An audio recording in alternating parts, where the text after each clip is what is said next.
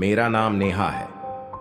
मैं दिखने में काफी सुंदर हूं। मेरा रंग भले ही सांवला है, लेकिन दिखने में किसी हूर से कम नहीं लगती हूं। यह कहानी नवंबर 2020 की है।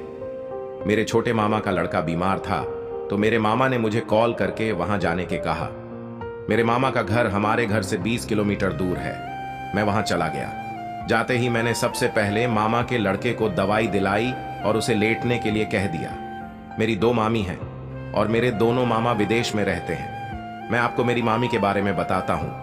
वे दिखने में बहुत सुंदर हैं। घर पर मैं, मामी और उनका बेटा बेटी ही थे। सब सामान्य चल रहा था। हमने रात में जल्दी खाना खा लिया था। आपको तो पता ही है कि गांव में सब जल्दी खाना आदि खाकर सो जाते हैं और सुबह जल्दी ही उठ जाते हैं। मैं खाना खाकर टीवी देख रहा था।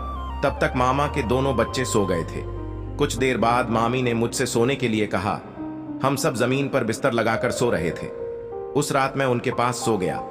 एक कोने में मैं था, मेरे पास उनका लड़का, फिर मामी और उनकी लड़की। हम सब सो गए। करीब 1:30 बजे उनके लड़के ने मुझे नींद में लात मारी, जिससे मेरी नींद खुल गई। मैं फिर से लेट गया। लेकिन जब उनके बेटे ने मुझे फिर से लात मारी तो मैंने मामी को उठाया और लात मारने वाली बात कही। वे अपने बेटे को दूसरी तरफ करके सो गईं। अब मेरी बची खुची नींद भी गायब हो गई थी, क्योंकि अब मेरे बगल में मामी सोई थी, जिन्होंने मेरी तरफ पीठ कर रखी थी और उनका पुष्ट मुझे साफ दिखाई दे रहा था। थोड़ी देर बाद मुझसे रहा नहीं गया तो मैंने धीरे से उसे छू लिया। मेरे छूने से मामी एकदम से जाग गई और मुझे डांटने लगी। मैं उन्हें देखने लगा। मामी भी मुझे देख रही थीं। हमारी आंखें मिल रही थीं। फिर अचानक से मैंने उन्हें हग कर लिया। उस समय मुझे कुछ नहीं समझ आ रहा था। तब मामी ने मुझे जोर से धक्का दिया और मुझसे दूर हो गई। फिर अंत में मामी ने कहा, मैं तुम्हारे मम्मी डैडी को बता दूंगी। यह सुनकर अब मेरी फट गई और मैं मामी से माफी मांगने लगा कि मुझे माफ कर दो। फिर मामी ने कुछ नहीं बोला और मैं कमरे से बाहर आ गया। उस रात मैं बाहर ही सोया और मुझे डर लग रहा था कि कहीं वह सुबह सबको बता ना दें। जब सुबह हुई तो मैं काफी लेट उठा। तब तक मेरी नानी भी वहां आ चुकी थी। मेरी नानी मेरे बड़े मामा के घर रहती हैं। मुझे डर लग रहा था कि कहीं मेरी मामी ने मेरी नानी को सब कुछ पता तो नहीं दिया। लेकिन जब मेरी नानी से मेरी बात हुई तो मुझे लगा उन्होंने ऐसा कुछ नहीं बताया। तब मामी घर की सफाई कर रही थी। उसी दिन मम्मी का कॉल आ गया और मैं घर चला गया। कुछ दिनों बाद मुझे फिर मामा के घर पर कुछ काम निकल आया था, इसलिए मैं वहां गया। जब मैं वहां पर शाम को पहुंचा तो सीधा छोटे मामा के घर गया। मैंने मामी को नमस्ते कहा और सामान रखकर अंदर जाकर बैठ गया और मैं बच्चों के साथ टीवी देखने लगा। मामी मेरे लिए चाय बनाकर लेकर आ गईं। इस समय सर्दियों का मौसम था, इसलिए मैंने कंबल ओढ़ रखा था। मामी को किसी का कॉल आया हुआ था।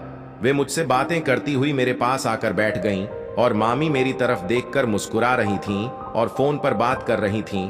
फिर वे किचन में गईं। मैं भी उनके पीछे आ गया।